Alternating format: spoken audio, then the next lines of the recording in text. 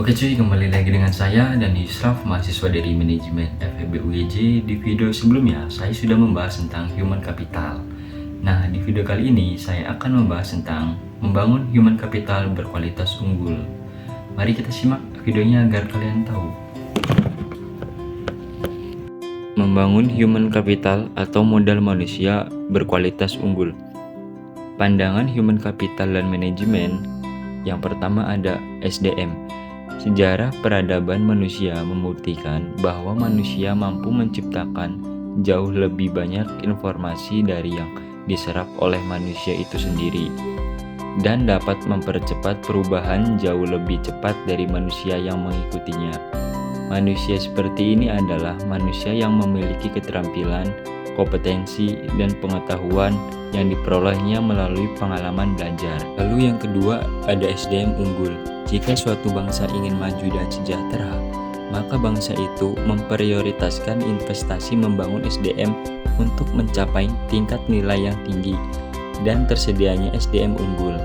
Penekanan nilai ini membantu manusia lebih kreatif, produktif, dan mampu menyelesaikan masalah yang dihadapi, dan bekerja keras dengan komitmen dan dedikasi tinggi didukung dengan integrasi tinggi. Lalu yang ketiga, investasi pendidikan untuk SDM unggul.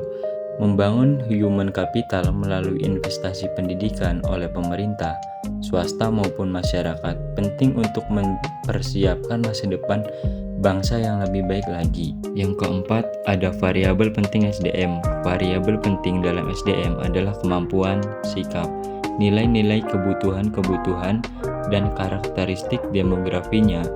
Variabel tersebut menurut Gomez dipengaruhi oleh lingkungan seperti norma dan nilai-nilai masyarakat, tingkat pendidikan, dan peluang yang tersedia. Lalu yang kelima ada pentingnya manajemen SDM. Sifat SDM selalu berkembang dinamis, baik jumlah maupun mutunya.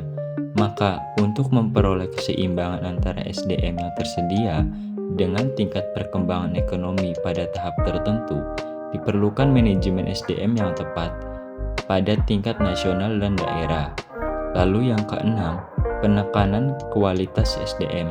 Yang pertama, kualitas spiritual meliputi aspek iman, takwa, dan moral. Lalu yang kedua, kualitas masyarakat dan berbangsa termasuk kesetiakawanan sosial, rasa tanggung jawab, dan disiplin sosial. Lalu yang ketiga, kualitas kekarya yang meliputi faktor pribadi yaitu kecerdasan, pengetahuan, keterampilan, dan mandiri. Faktor lingkungan dalam organisasi seperti situasi kerja dan kepemimpinan.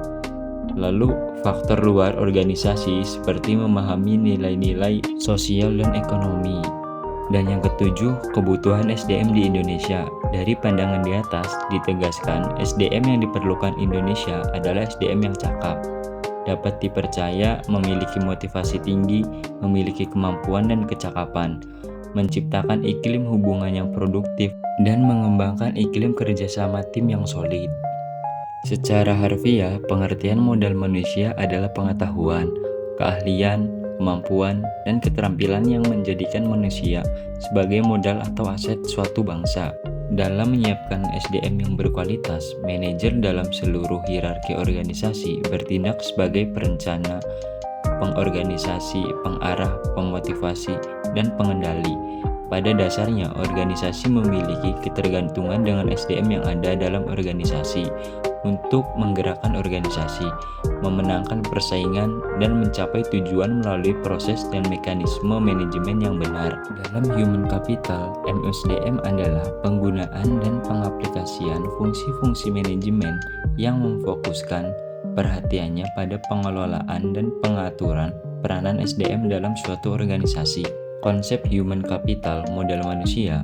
Konsep human capital berkaitan dengan fakta bahwa pada dasarnya manusia akan menanamkan investasi dalam dirinya melalui pendidikan, pelatihan, dan aktivitas lain yang akan mengangkat pendapatan mereka di masa depan melalui peningkatan penghasilan seumur hidup.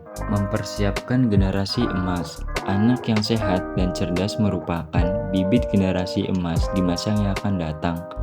Bakat adalah benih dari suatu sifat yang baru akan tampak jika ia mendapat kesempatan atau kemungkinan untuk berkembang.